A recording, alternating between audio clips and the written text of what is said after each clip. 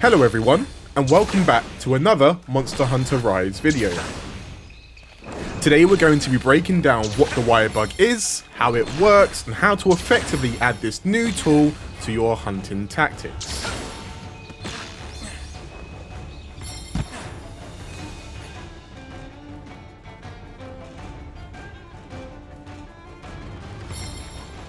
Wirebugs are an integral part of your hunter's toolkit and offer a plethora of mobility options as well as some new attacks.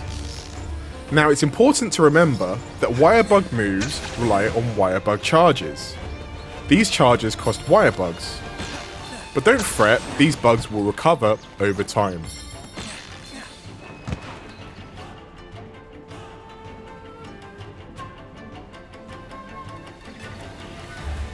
The ZL button is what we like to call the Wirebug button.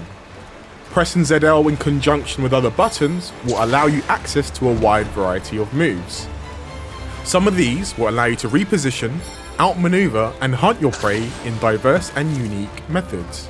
We're going to take a few moments to break these moves down so that you're fully prepared for the hunts ahead.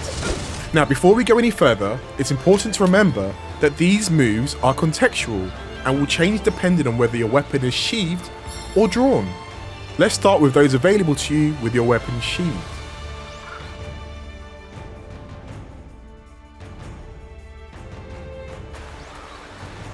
Pressing ZL and A on the ground will send you hurtling forward in the direction that your hunter is facing.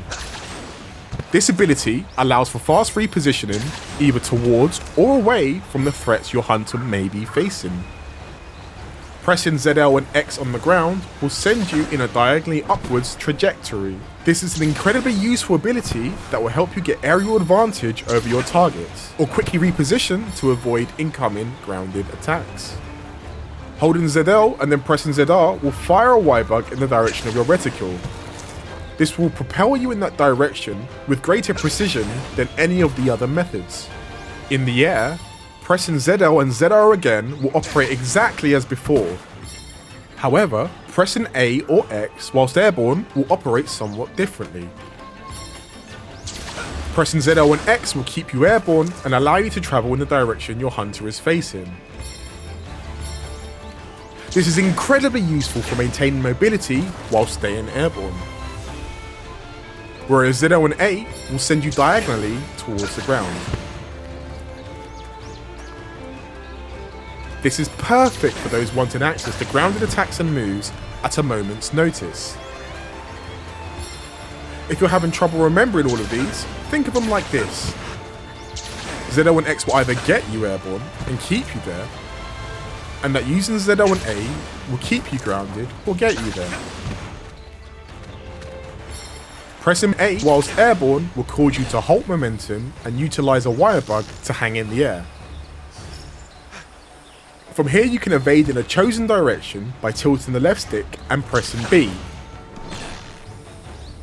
This is an excellent manoeuvre for repositioning, recovering stamina and taking evasive action.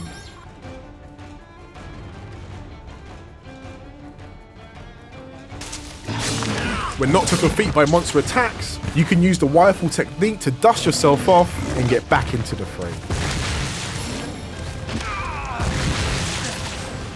Press ZL and B whilst knocked over to reposition and save yourself from a monster's onslaught of attacks.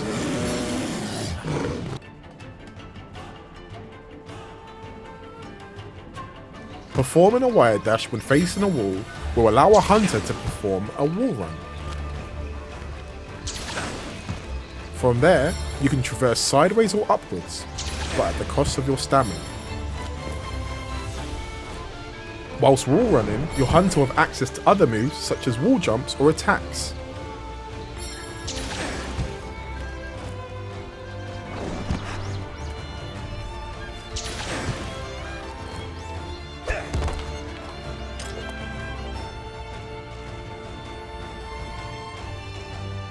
This is for my fellow hunters!